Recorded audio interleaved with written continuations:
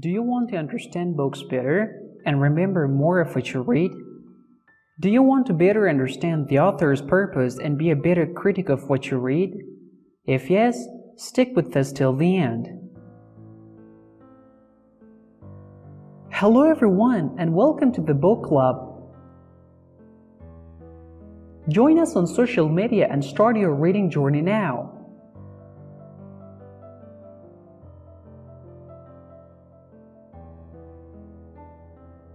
How to Read a Book is written by Mortimer Adler and Charles Van Doren. It is the classic guide to reading effectively. It teaches you how to understand the crux of a book within 15 minutes, how to analyze a book intelligently, and how to synthesize multiple books. It is a helpful tool to improve your reading of all books. A sharpen the axe before it cut down a forest sort of thing. That's why we decided to begin the book club journey with this great book. The authors began the very first chapter of the book like this. This is a book for readers and for those who wish to become readers. Particularly, it is for readers of books. Even more particularly, it is for those whose main purpose in reading books is to gain increased understanding. You may say that, I've been reading my whole life. I think I can handle a book. And you may be right, but you're probably not very good at it. Like the 90% of people who think their driving is above average, but they are blind to their failings. The good news is that reading is a skill, one you can greatly improve. Like all other skills, it can be broken down, practiced and mastered, no matter who you are, how much you read, or where you're starting from, as Adler mentions. Most of us have experienced difficulties in reading, but we do not know why we have trouble or what to do about it. I think this is because most of us do not regard reading as a complicated activity, involving many difficult steps in each of which we can acquire more and more skill through practice, as in the case of any other art. We may not even think there is an art of reading. We tend to think of reading almost as if it were something as simple and natural to do as looking or walking. There is no art of looking or walking. Now let's begin with the goals of reading. You may read for entertainment, information, or understanding. Pulling information out of a text is a prerequisite for learning.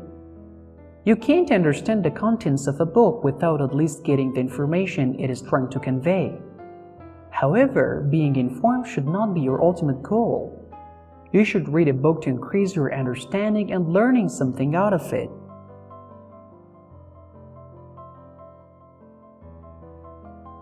The levels of reading. Mortimer and Van Doren talked about 4 main levels of reading: elementary reading, inspectional reading, analytical reading, and syntopical reading.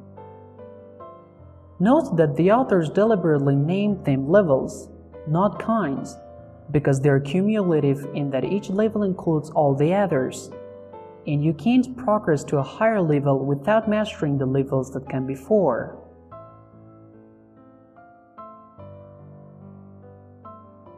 The first level, elementary reading. Elementary reading is the skill of turning symbols into information. Here you are concerned with the language.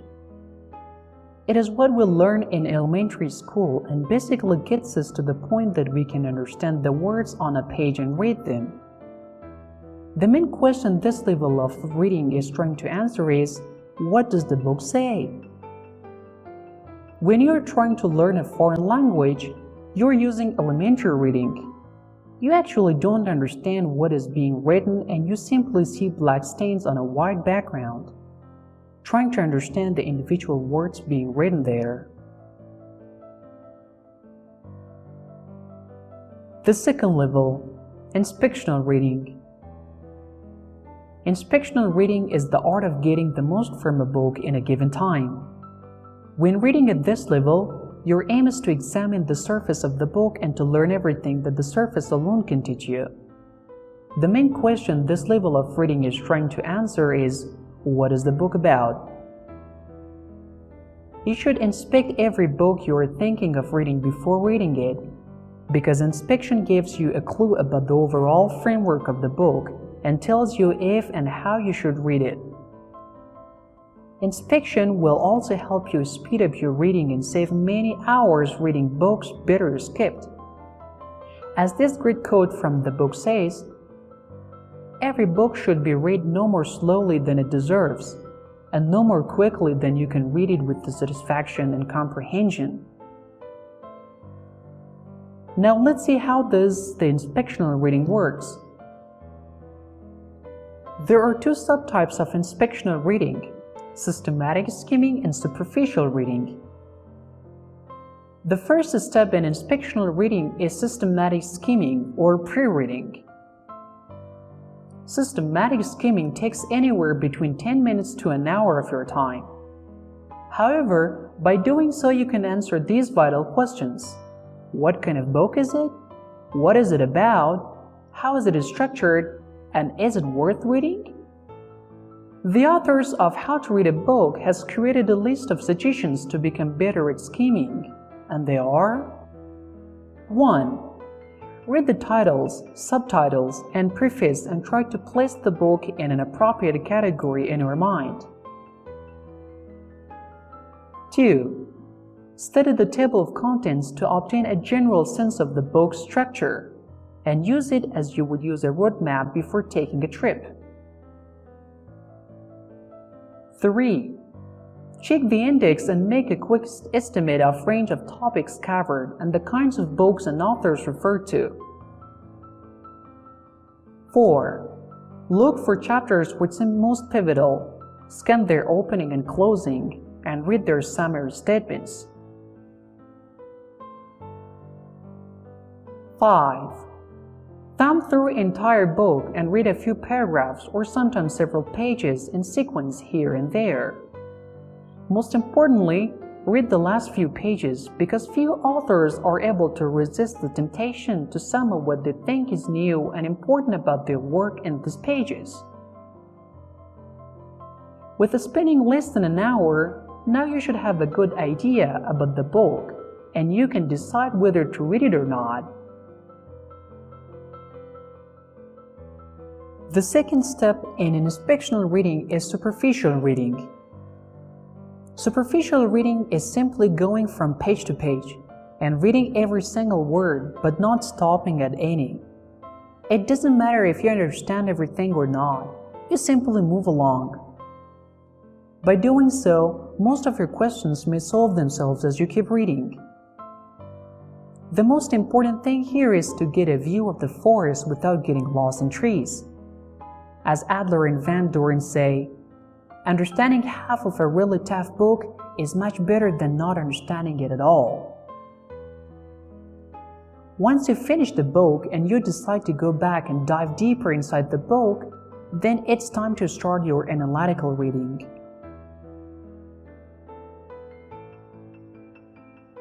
The third level, analytical reading. Analytical reading is both a more complex and a more systematic activity than either of the previous two levels of reading. Analytical reading is thorough reading, complete reading, good reading, or the best reading you can do. Analytical reading is hardly ever necessary if your goal in reading is simply information or entertainment. As Francis Bacon said, some books are to be tasted, others to be swallowed, and some few to be chewed and digested. When you are reading a book analytically, you are chewing and digesting it. The goal of analytical reading is to close the gap in understanding between you and an author.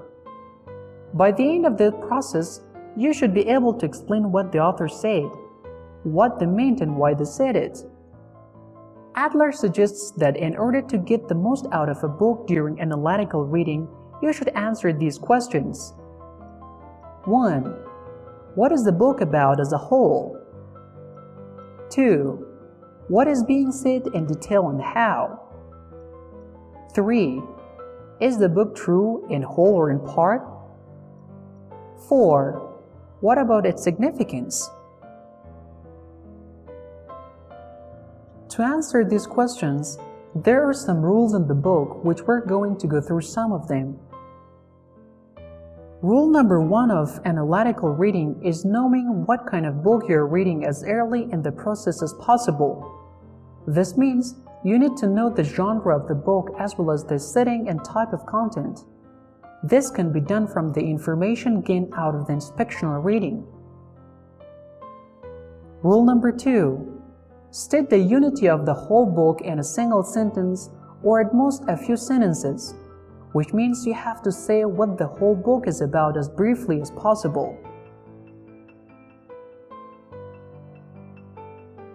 Rule number 3. Identify the main parts of the book. Break each bullet into sub-bullets. Split those sub-bullets further until you have a solid outline of the book's contents and flow. Rule number 4. Define the problems presented in the book that the author is trying to solve. Usually, a good book starts with a question or a set of questions and then proceeds to answer those questions throughout the book. According to this rule, we have to find what are the main questions, what are their sub-questions, which questions are primary and which are secondary. Don't ask and answer these questions just in your head. You have to write them down. Rule number 5. Come to terms with author by interpreting his keywords. Make a list, then define all the unfamiliar or important keywords in the book. Once listed, make sure you understand exactly how the author is using these words. If you have successfully answered the first 3 questions, you'll find the gap between you and an author has closed considerably. But for answering the 4th question, we must move on to the final level, the syntopical reading. Syntopical reading is also known as a comparative reading because here you read many books on the same subject and compare and contrast the ideas presented. Syntopic reading includes finding the relevant passages where the information resides, translating the terminology of book and creating your own, defining the questions you need answers to and looking for them in the book, and at the end, forming an intelligent opinion by analyzing all the information you have gathered.